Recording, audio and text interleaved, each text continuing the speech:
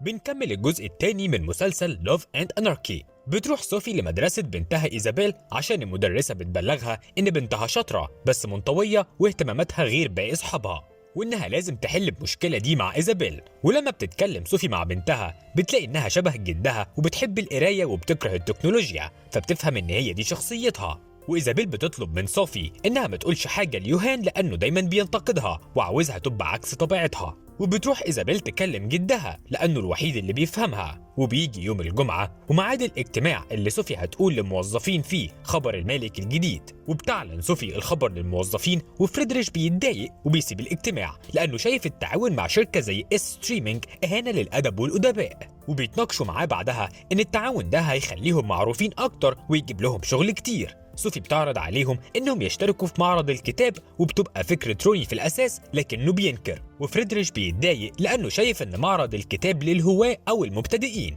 وبيخلص اليوم وبتروح صوفي بيتها، بس بتفضل برضه تمشي بالعكس.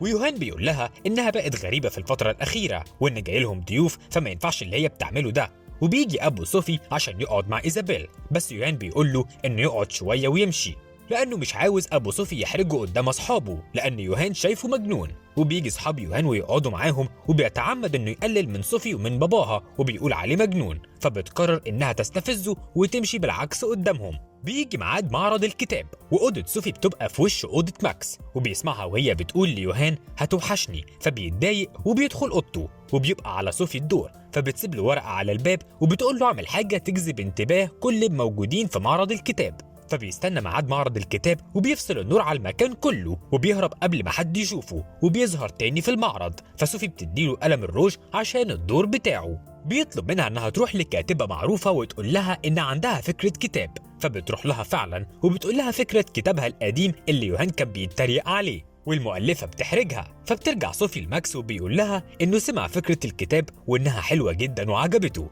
صوفي بتفرح قوي وبتفكروا ان الدور عليها. بيخلص المعرض وكل واحد بيطلع لأوضته، وبتبقى مستنية ماكس يخبط عليها، وبتسمع باب الأوضة بتاعه، فبتبص من العين السحرية بتلاقيه واقف قدام الباب بس بيتوتر وبيمشي. وبيجي تاني يوم وبيبقى ميعاد المؤتمر الصحفي اللي فريدريش ودينيس هينشروا فيه خبر نقل ملكية دار النشر، وبيتغدوا كلهم قبل المؤتمر. وبتلاحظ صوفي ان ماكس قاعد مع السكرتيرة وبيتكلموا، فبتغير عليه وبتروح توشوشه وتقول له اعمل حاجة تخلي الغدا يبقى مثير اكتر. فبيروح يفكر وما بيبقاش عارف يعمل ايه. بيلاقي المطبخ فاضي والحلويات بتاعة ترابيزتهم لسه بتتعمل، فبيحط فيها مخدرات. وبيروح يقول لها اوعي تاكلي من الحلويات، والكل بياكل منها وفريدريش الطفس بياكل 2. وطبعا لما بيجي ميعاد المؤتمر فريدريش ودينيس بيتخانقوا على المسرح. فريدريش بيقول ان تعاون اس ستريمينج مع دار النشر اهانة كبيرة، فصاحبة الشركة بتطلب من روني تفسير اللي بيحصل، والكل بيبقى مش في وعيه.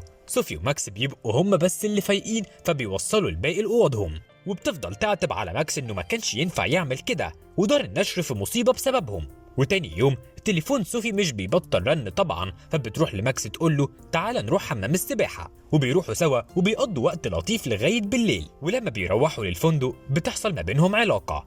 الصبح صوفي بتبقى مع روني في اجتماع مع صاحبة ستريمينج اس، وبتقول لهم ان قدامهم 3 أسابيع عشان يحطوا خطة والا هيتم الغاء التعاون ما بينهم. روني بيسيب طبعا المهمة دي لصوفي، ولما بيرجعوا الشركة من معرض الكتاب ماكس مش بيلاقيها، وبيعرف انها شغالة من البيت لمدة 3 أسابيع. وطبعا كان هيتجنن لانها ما بتردش على مكالماته، فبيروح لها البيت وبيعاتبها انها ما بتردش عليه. دخلته البيت عشان ما فيش حد معاها، وبتقول له ان اللي حصل بينهم ما كانش ينفع يحصل من الاساس. لكن ماكس بيقرب منها وبرضه بيعملوا علاقة. بس يوهان بيجي وبتقدر صوفي انها تداري على الموضوع وتقول له ان ماكس عامل صيانة غسائل اطباق. فبيقعد يوهان وصوفي يتكلموا، وماكس بيصلح الغسالة وبيبقى متعصب جدا. بيصلحها وبيمشي وبيقرر انه مش هيرد على صوفي تاني. وبيجي عيد ميلاد ايزابيل ويوهان بيقرر انه ما يعزمش ابو صوفي، وبيعملوا لها حفلة كبيرة جدا. ايزابيل ما بتبقاش مبسوطة بيها، وفي وسط الحفلة ابو صوفي بيقتحم البيت وبيقول لهم ان الرأسمالية عمتهم وخلتهم فاكرين ان السعادة هتزيد لما تكاليف الحفلة تزيد. فيوهان بيهينوا قدام الضيوف، وايزابيل بتدخل اوضتها تعيط بعد ما عيد ميلادها باظ.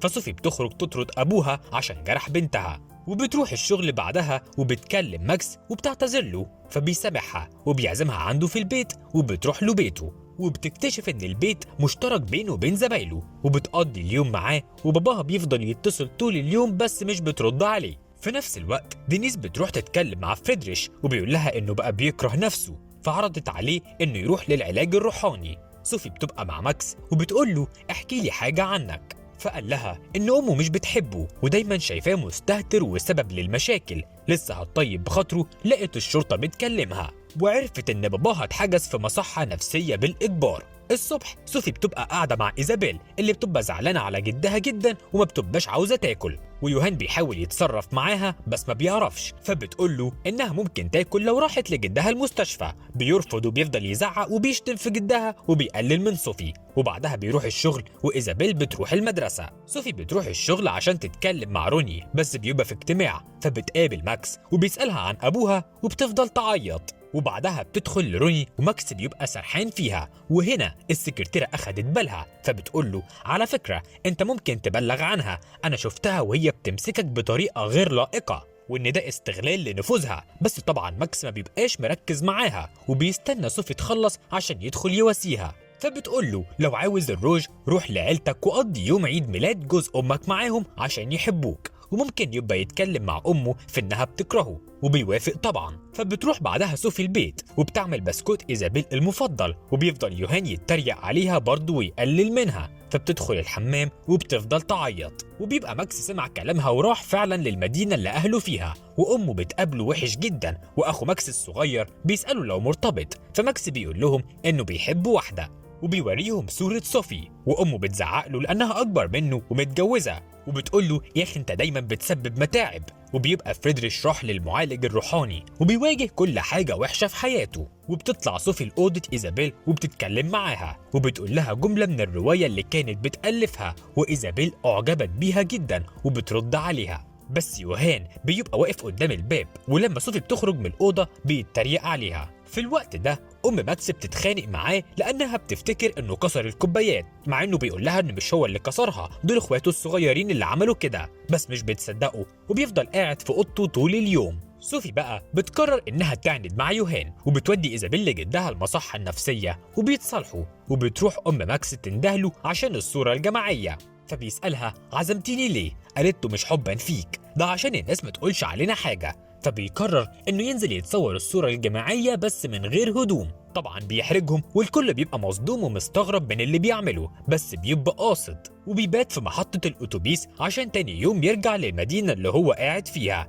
يوهان بيبقى عارف ان إيزابيل زارت جدها، بيتعصب على صوفي وبيعايرها ان ابوها مريض وانها عاوزة اولادها يعيشوا نفس معاناتها ويبقوا مرضى نفسيين، فبيسيبها وبيمشي. بتتصدم صوفي من كل اللي سمعته، وروني بيفضل يتصل بيها عشان تسلم الخطة بتاعت ستريمينج اس بس مش بترد عليه. في الوقت ده السكرتيرة بتقابل بنت مراهقة رايحة لهم بمسودة رواية، وبتستلمها السكرتيرة منها وبتقراها. وصافي في البيت مع عائلتها بتتفاجئ ان يوهان بيقول لهم انهم هيروحوا لندن يستقروا هناك، وبيقول لصوفي تسيب شغلها. طبعا صوفي بتتضايق لانه ما اخدش رأيها، فبتروح لدار النشر عشان تسلم روني الخطة وبتبلغه انها هتمشي عشان هتستقر في لندن. وماكس بيسمعها وما بيبقاش فاهم ايه اللي بيحصل وما بترضاش تتكلم معاه، فبيزعق لها قدام الكل وبيسمعوهم وبيخرجوا يتكلموا، وبتفضل صوفي تزعق له وتقول له ان اللي ما بينهم ده جنان وانها ندمانة على معرفته اصلا، وبترمي قلم الروج في الشارع وبتقول له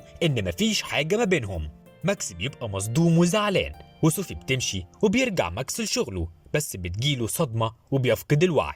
فريدريش بيفوقه وبيطبطب عليه، وساعتها بينهار ماكس من العياط. صوفي بتبقى حزينة ومستنية أي حاجة تحصل عشان تجمعها بماكس تاني. والصبح بيعرض يوهان على صوفي إنهم يخرجوا مع أصحابهم عشان حياتهم ترجع زي الأول وما يبقاش في توتر، وبيسيبها وبيروح لشغله. وروني بيسيب الموظفين لوحدهم بحجة إنه عيان عشان ما يحضرش الاجتماع مع ستريمينج اس، وطبعا بيبقوا محتاسين من غير صوفي. وبتوصل صاحبة ستريمينج اس وبتتضايق انه مفيش حد من الاداريين بيستقبلها وانهم كلهم في اجازة. وصوفي بتبقى قاعدة مع اصحابها، واستاذ يوهان اللي يا رب يغرق ده فضل يقلل منها برضه ويقول على ابوها انه مجنون وان هي ما بتفهمش حاجة وانها ما قدرتش تتحمل مسؤولية البيت والشغل مع بعض. واصحابه طبعا قاعدين بيضحكوا، فاستاذه صوفي ردها كان شديد قوي وعملت له وش الديناصور وطلعت لبست البورنوس وراحت على دار النشر. ودخلت الاجتماع وقررت إنها تنقذه لأن ما كانش في حد عارف يشرح الخطة.